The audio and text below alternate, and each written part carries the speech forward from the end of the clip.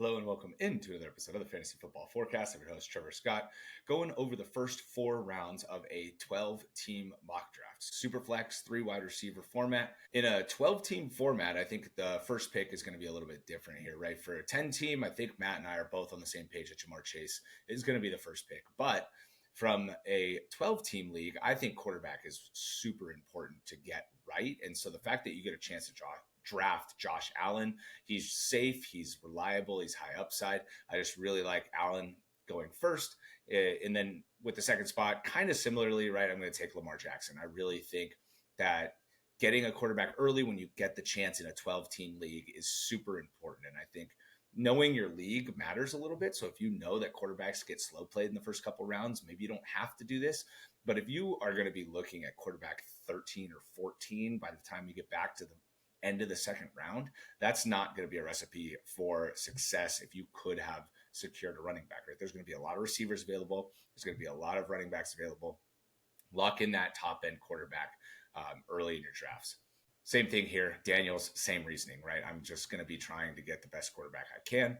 And after that, I think there's a mini tier here, and that's where I'm kind of okay going with Jamar Chase or Bijan Robinson, wherever you want to go off of the quarterback ranks. So fourth, I think, is the first question mark basically in a 12-team league. Fifth team now, I'm going to take Justin Jefferson here. I do think the hamstring injury is a little bit concerning, but I definitely think if everything is right there, that he has just as much upside as Jamar Chase. I know JJ McCarthy maybe not getting the most glowing reviews, but we saw that or heard that about Darnold last year. I'm buying into Kevin O'Connell. I really think that the system is going to be great, and that Jefferson is also going to continue to be that top end wide receiver one. Going down to number 6 now, I'm going to go back to the quarterback pool. I'm going to take Joe Burrow here. I do have Joe Burrow ranked a little bit ahead of Jalen Hurts. I'm just a little bit worried that he doesn't score 15 rushing touchdowns, even if it's 10.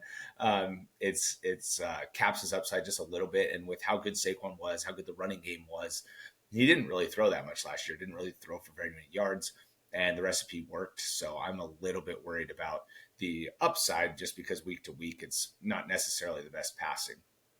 But all of that said, I'm going to also go Hurts here and get those top 5 quarterbacks out in the first 7 picks.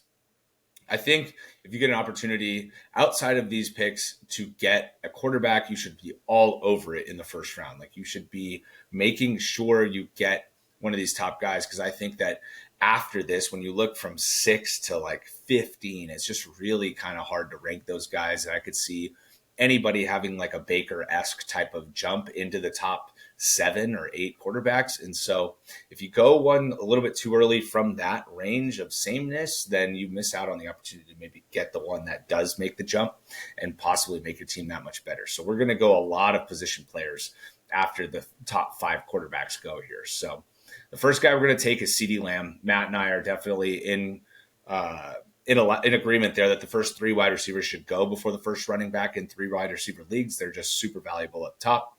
But now we're going to see some of those running backs come off, right? We have Saquon Barkley ranked as our number 1 running back. He had a huge workload last year and could see a little bit of regression, but the situation is just so good.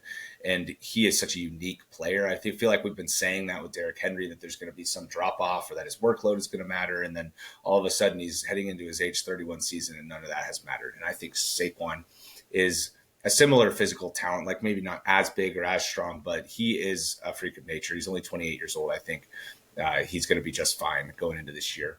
Next guy we have is Bijan Robinson. So he's a close second. I think over the last 10 weeks of the year last year, he was great, 23 points per game. And so if he hits the ground running this year, doesn't get slow pedaled early in the year, he could easily finish as running back 1 as well. And then Jahmyr Gibbs. Gibbs is also awesome. And there's been some reports that he's been getting a lot of the first reps in a role that we would have seen David Montgomery in the past, and that it's been more of a 75-25 split leaning in Gibbs's favor. And if that happens, he could easily finish as running back 1, 2. We saw him without Montgomery over the last 4 weeks last year, and he was awesome. And so, if he gets any sort of increased workload, we mentioned this in the video where we broke down this tier of running backs, there's obviously that chance that anytime he touches the ball, he's scoring. So definitely an electric player, and I love securing him early. Next guy up is going to be a step down in tier now. So now we're looking back towards the wide receiver group. We're looking possibly at taking a quarterback here if you feel so inclined and you don't want to wait all the way until the end of round 3.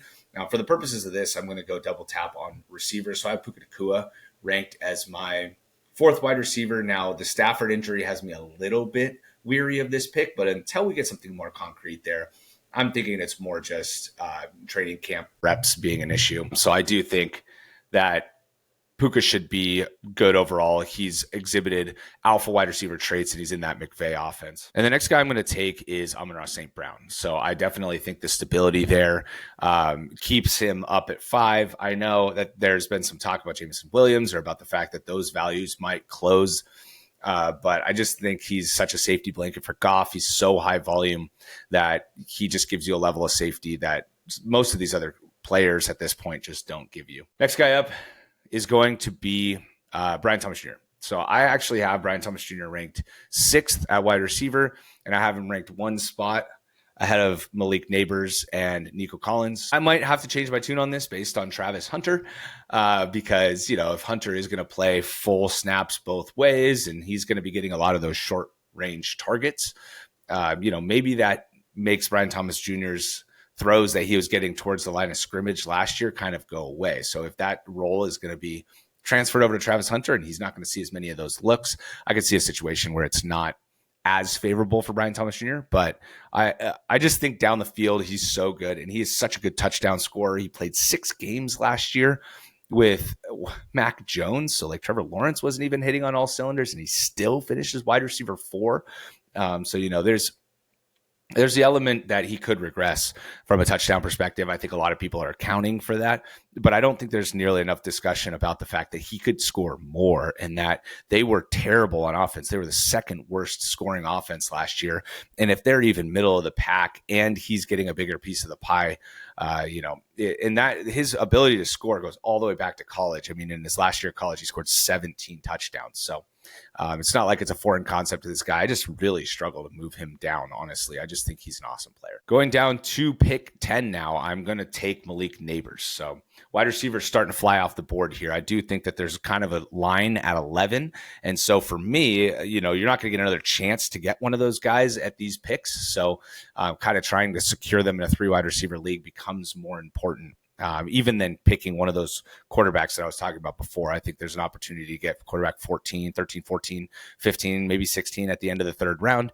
So looking at Neighbors, obviously huge volume, right? There's going to be nobody else there. He could legitimately have a 35% target share, which I didn't think was possible going into last year, but and then obviously with the improved quarterback play from Russell Wilson, hopefully the improved line play, because it couldn't get much worse. I just think overall the team should be better. So hopefully Neighbors goes along with that. He is dealing with a shoulder injury, and he did injure his shoulder in 2021 and in 2023. So hopefully he's able to heal from that and be ready to go. So definitely something you got to keep an eye on. Team 9 now, I'm going to be looking down the board a little bit more just because I am so worried about the receivers, especially if you go running back in the 1st round. You either got to get a receiver or, maybe a Brock Bowers, like a tight end. I don't think you should go running back. I don't think that's a great build. I think hero running back is definitely a much better and safer build. So I'm going to go all the way down to Nico Collins. So that's kind of how I feel about the urgency behind getting those top 8 as well, right? I think that's kind of a tier. You go 5 wide receivers in a row, and I know that's not great in general, but I feel like that's kind of where the tier breaks now. And then you go down to the A.J. Brown, Lad McConkey, and Drake London tier. So I think if you go running back and you have the ability to know that one of those guys is going to be there, that's the best way to start your team from a back pick in a 12-team Superflex league. Going down to team 8 now, I think this is the point where you can get into a running back. So there's been a lot of Christian McCaffrey buzz. He is healthy, supposedly in camp right now. He's full participant and everything. And until we see otherwise, I think he's going to continue to move up the board. So I have him ranked as my running back 4 now. I did move him up 2 additional spots since the last time I did rankings. I had Devon Achane and Derrick Henry ahead of him, but now I have him ranked 4th. I still have a lot of faith in Achane, so I really am struggling between those two specifically, but there's no denying that if McCaffrey stays healthy, that he's going to be the number one running back. And on top of that, their wide receiver room is a mess, right? I mean, Ayuk is not healthy. He's going to start on PUP.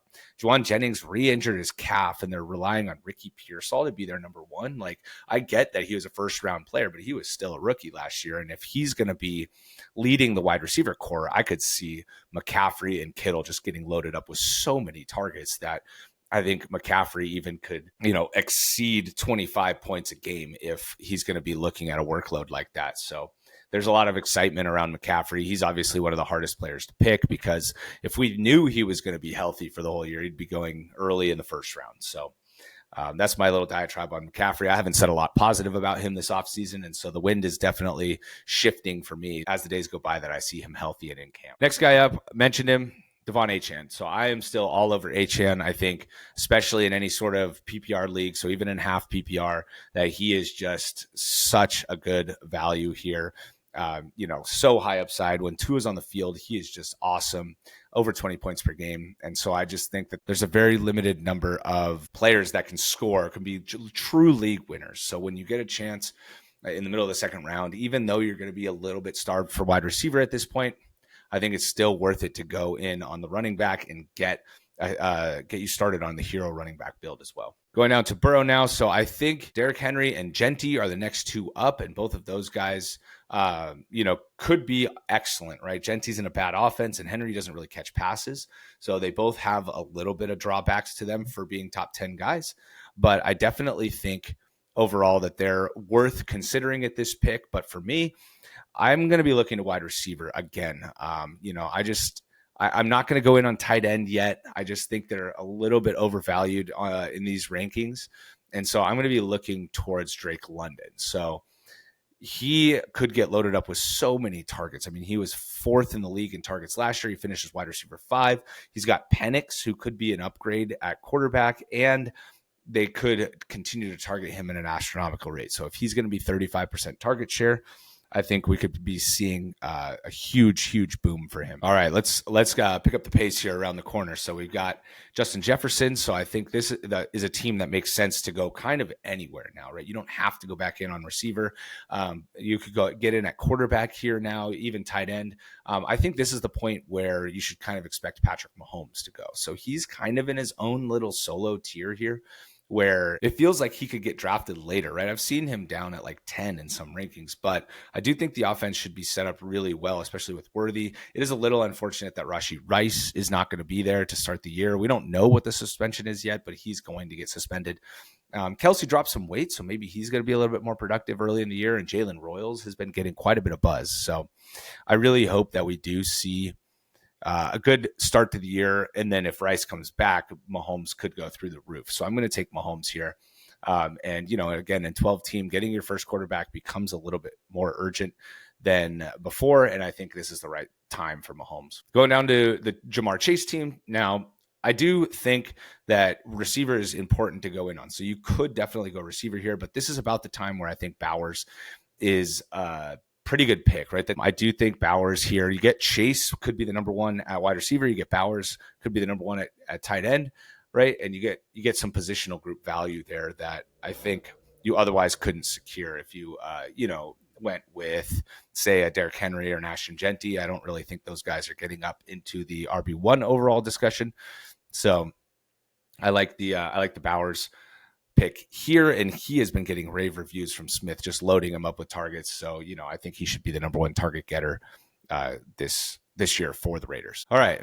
And now coming around the turn here, once you have your elite quarterbacks, I would suggest in 12 team to get two of the best players that you can that aren't quarterbacks. Now, you can obviously double up on quarterback, especially in smaller roster size leagues, right? If there's less starters, I'm more inclined to go in on quarterback because the points that the quarterbacks are going to score are so much more impactful when you have lower totals. But with 3 wide receivers and a flex as well, right? There's 9 starters, so there's plenty of opportunity at other positions that you need to fill a little bit more urgently than otherwise. So with the 210, I think this is a good spot to either look at the receivers or at either of these running backs up here. I'm not a huge fan of Bucky Irving in this range, particularly. I like Bucky. I just think he's more of running back 11 or 12. So for me, at the 3 spot, there's only 2 wide receivers left that I'm really even interested in here. And I think there's a lot more running backs that would be just fine.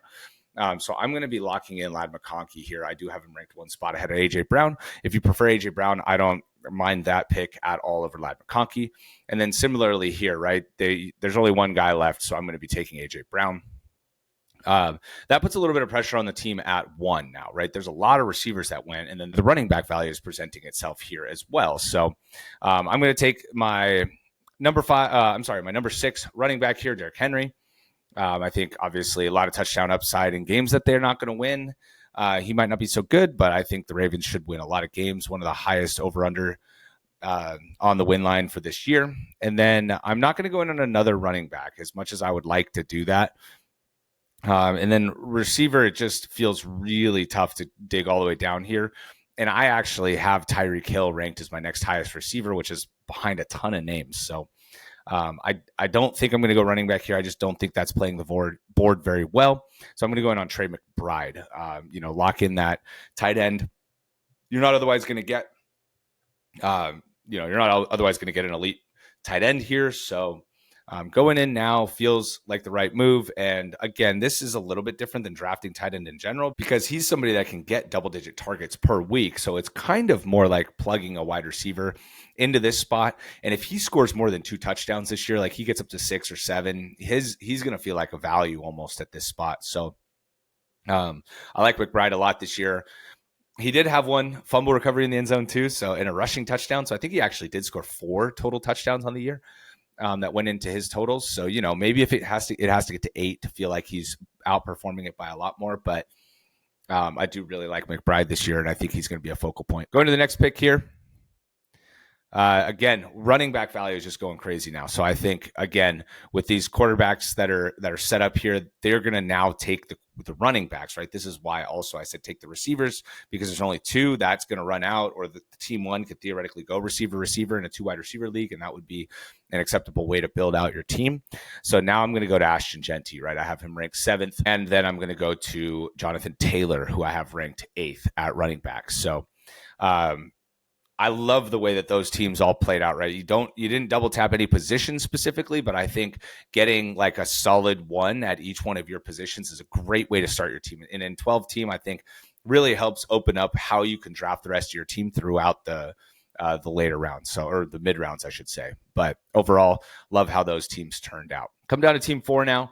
I am very uncomfortable without a quarterback at this point. So I would be kind of urgently looking, and without anybody standing out really. Like my next ranked running back is Chase Brown. My next ranked receiver is Tyreek Hill. So this is a little bit about playing the ADP game too, and just kind of seeing where the values are. And I doubt either of those guys fall, especially since I'm the one doing the draft, but just seeing where the ADPs lie and what could possibly make it back to you. I think it's worth looking at. And then looking at the quarterback position too, right? This feels like it's going to dry up quick because there's a lot of teams that don't have a quarterback yet. And in round 4, there's multiple teams that could grab a second one. So I'm definitely going to be going quarterback here, and Baker is the guy I have ranked the highest there. So I do like that start too. Again, similarly to the first 3 teams, you get 1 of each position. No running back yet, but I think that's totally fine with how deep I feel like the position is down to like 23. So, we might consider it here, but we'll see what ends up falling. Going down to the next team here as well. They got Mahomes, so I don't think there's so much urgency on a quarterback, looking for kind of best player available now. So I currently think that that's Chase Brown. This might feel a little bit early, but he just has so much receiving game upside. They just released Zach Moss. He's the only game in town. I just really think he might pick up right where he left off at the end of last year when he was a top 5 running back. And if he's in this high-flying offense that has a really bad defense and is going to be super involved at 20-plus touches a game type of thing, like 15 to 17 carries and, 4 to 5 targets, I think the sky is the limit for Chase Brown. I really like his explosiveness, and I really love the offense. Going down to the next player now, I think this might be the first time that we go in double on a position here now in other than the team 12 here. So we're going to go down to Tyreek Hill. So, I mean, I think if you listen to Matt Harmon on Reception Perception, you will see that he thinks Hill has taken a step back with separation over the last couple of years, but the speed is still there. The agility seems to still be there, and the refocused motivation throughout the offseason seems to be there for him. And so, it's just hard for me to kind of dismiss him if he's going to be out there. So if he has a dud of a season again this year, I think it might just be, we're kind of done with Tyreek Hill. But I don't really expect that to happen. I think Tua is going to be healthy. They're going to reopen the offense up. They traded Jonnu Smith, which I think was an indication that that's how they're going to be playing it out. And Waddle has been getting rave reports like he's the number one in camp. And I think that's fine because I think he's going to assume his role plus Jonnu, and he's going to look like the number one when he's getting a ton of close range targets.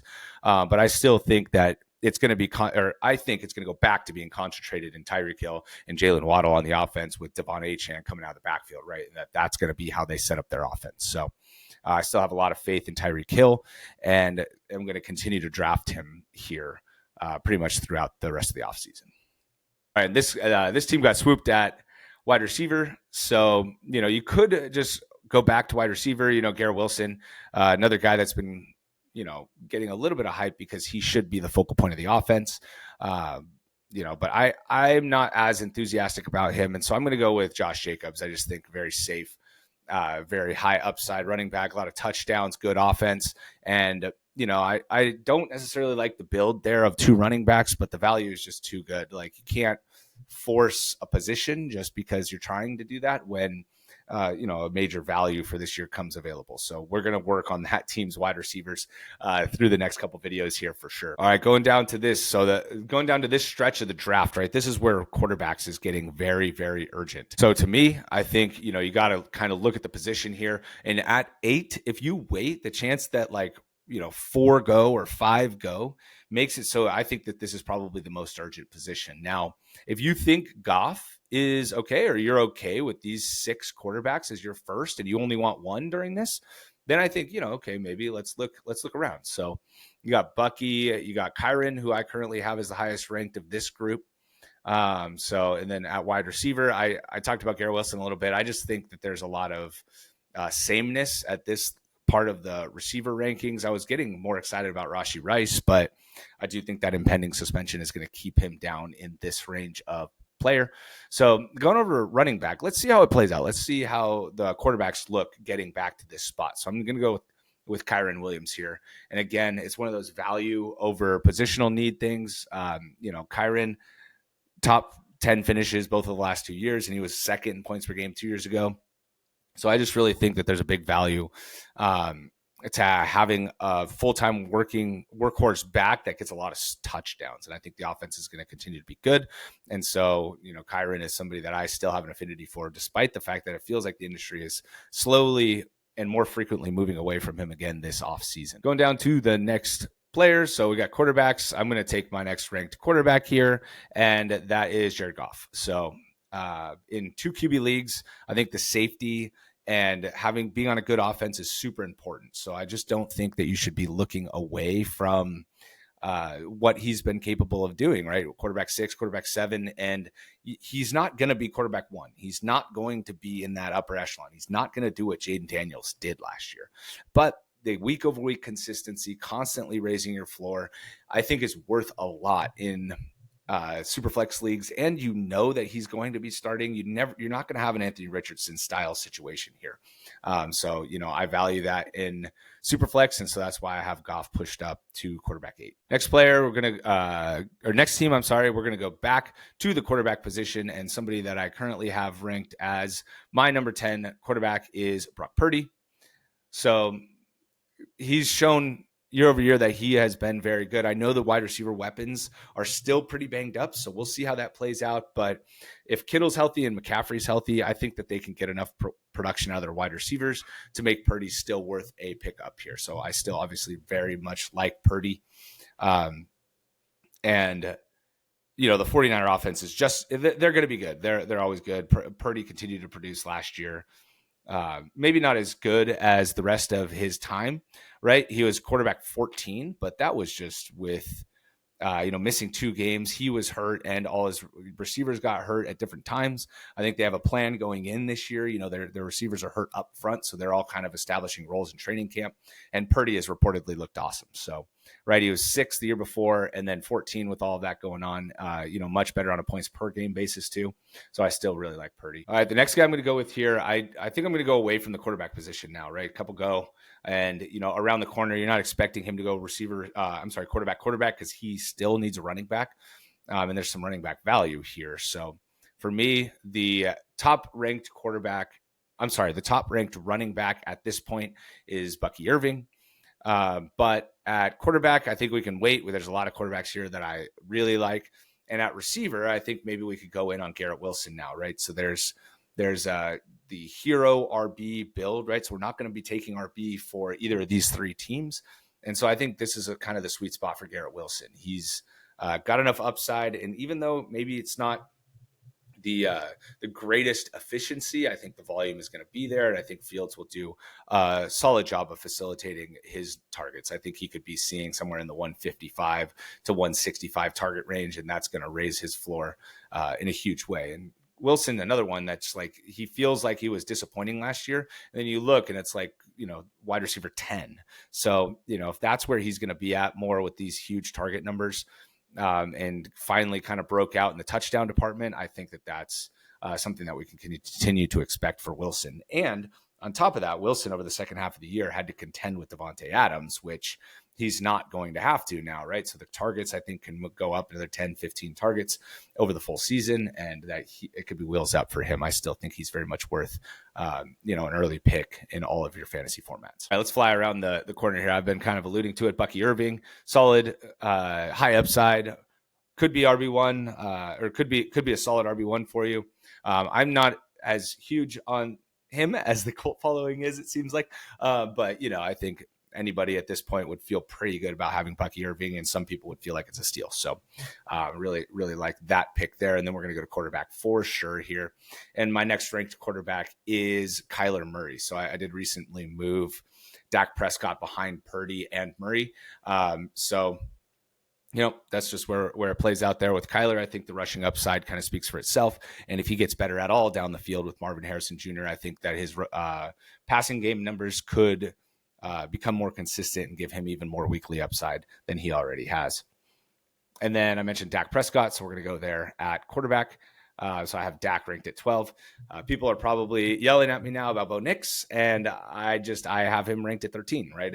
I don't know. I think he showed the upside last year, so we know it's there. But my main issue is he didn't throw for very yards, so it was like a lot of touchdowns and a lot of rushing that he didn't show over the second half of the year. So I never saw like a consistent profile with Nix. It wasn't like he was 252 and 40 rushing yards, right? It was like over the first half of the year, he had a bunch of rushing touchdowns. And then over the second half of the year, there was a lot of passing touchdowns and not a lot of rushing. So that makes it hard to predict and to project, in my opinion, right? You could just take the season numbers and just project it out like that. But I don't know that that's how we should be looking at Nix, especially coming off a rookie season where he only had 3,500 passing yards. It's just, I'm stuck with him. I don't know what to do. And I feel like a lot of people are just so confident in him as quarterback 7, and I'm just not there. All right, going down to the next pick. I know I just talked about Bo Nix, but that gave my explanation because he's been at the top of the tier here for a while now. So we're going to go down to wide receiver. We're going to prioritize that position at this point in the draft. So the next guy up in my rankings is T. Higgins. Coming off a great season where, he ranked second in points per game. Now, he was hurt quite a bit last year, and that's always kind of been the knock on him. But signed his new contract. They didn't really address the defense too much, and he could be in a position this year to just kind of build off of last year's season where, the Bengals are having to throw a ton, and he's heavily involved. So I like him as, the start of that mid-round tier here. Wide receiver 14 feels like it should be about right. And I don't know. I was off Higgins last year because he bugged me so much 2 years ago. And then here we are putting him back in the mid-teens. I do have a little bit of reservation about him. I don't know that it's like a home run pick here, even though it kind of feels that way. All right, going down to the next team now. So this team does not need a quarterback again, although we could go with quarterback. But let's look at the wide receivers again, because, you have that hero RB build. You don't want to be going too early on running back. And there's not like there's anybody standing out here. I mean, if you really like Marion Hampton, he's been going in the third round of best ball leagues, so I could understand that. Ken Walker, but I just feel like there's a lot of good running backs here still. And so, they could all go between here, but then you're getting, a running back from the tier below. And you see a lot of teams already have running backs as well. So I'm going to wait at that position, try and get in on another receiver. And the next guy I have ranked here is Terry McLaurin. So obviously be very weary about the contract stuff for McLaurin. It's not ideal, but I do think that they get it situated, right? I do expect it to get situated. The longer it lingers, though, the more I'm going to push him down. He definitely falls in the Ayuk category, not in the CeeDee Lamb category. I define superstar in our, in my lessons learned video, and McLaurin is not a superstar. So if he takes this all the way up till the last week of the preseason, or takes this up all the way to the first week of the regular season, and it's still not sorted, I'm going to be dropping him like a rock, just because I don't think he's going to get off to a hot start. And he's gonna fly outside my top 20 rankings, which I don't think is necessarily super fair, but it's just getting off to such a slow start with your second wide receiver is not good. So keep that in mind. Please keep that in mind with McLaurin. You've got to make sure that you adjust him accordingly based on how long he holds in. All right, and then this team, right? The quarterbacks came back to him. You look at the quarterback list here, still a bunch of good names that you like, and we'll go with Bo Nix here. So I do have Bo Nix ranked one spot behind Dak Prescott. Maybe I've been influenced by Matt too much on that one, but I know Matt will like to see him down here. I think Matt actually had him in the end of the third round when he was doing the 1 through 4 of the 10-team league. So this is definitely a lot lower than even he took him. But like I said, I just can't get there on Nix quite yet. If he has another great season, I'll take my medicine and I'll take him earlier. But I don't think he's going to make such an impact that I'm going to really regret not having him or anything like that. So that's where I'm at on Nix. I think it fits perfectly with that team, though, right? That's a good example of why you, at this stage in the quarterback rankings, why you'd be able to wait. Now, if you're in a league that, all these guys are going to draft 2, or a couple of them are going to draft 2, then maybe consider going early. But I do like the Kyren and Bo Nix pairing. This team urgently needs a wide receiver. So we're just going to take the top receiver on the board, Jackson Smith and Jigba. Obviously, with Darnold, there's going to be some questions. But I do think that he's still going to be the focal point of the offense. Cooper Kupp has looked great, but we know that he hasn't been so good at staying healthy over the last few years. So, in games that Kupp misses, JSN is just going to be going crazy. So, really like getting him as my wide receiver 1 after starting with, stud quarterback and 2 running backs. Looking down the board here, I think this is the time to start considering George Kittle. I did hype him up quite a bit throughout this video with Purdy and when I talked about McCaffrey. So I think that would be a fine pick at any point moving forward. Even if you wanted to have taken him earlier, I think, there was some quarterback urgency. And when you have to start 3 wide receivers, there's definitely some wide receiver pressure at all times during the draft. But I think, Kittle is worth taking a shot on, because I think he's possibly going to start the year as the number 1 target earner. And if that's the case, man, he is so efficient with his targets. You look at his player card, right? And he doesn't get targeted heavily, right? I mean, you look at his targets, and he had over 100 in his second and third year, but he hasn't had over 100 targets since, and he still just puts up 4-3, 5-3. So if this volume increases, like I think it might this year, just based on the personnel that's out there right now, this could be going nuts, right? And you see the touchdown production has been very consistent too, 6+ in every year with upside from there. And so, any point in the draft right now, Kittle is definitely acceptable. What I'm going to do here, though, is I'm going to go in on Hampton. This team doesn't have a running back yet, and I really do like Hampton. And I've been pushing him up. I haven't figured out exactly where to have him land, just because I haven't ranked at 14, but as you can see, I drafted him over a couple guys here. So I think I need to move him up.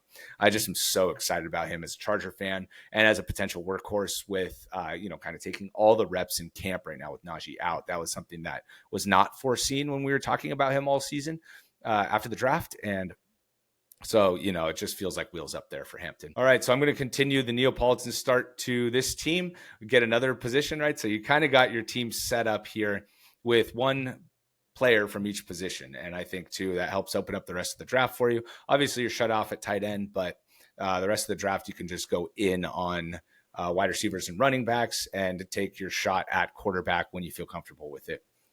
Going down to the next player here, I'm definitely looking for a receiver here, but there could be running backs that pose a value, right? I do like James Cook, and I do have James Cook ranked at 13, so one spot ahead of Hampton, but I'm going to make that change now that I just did that.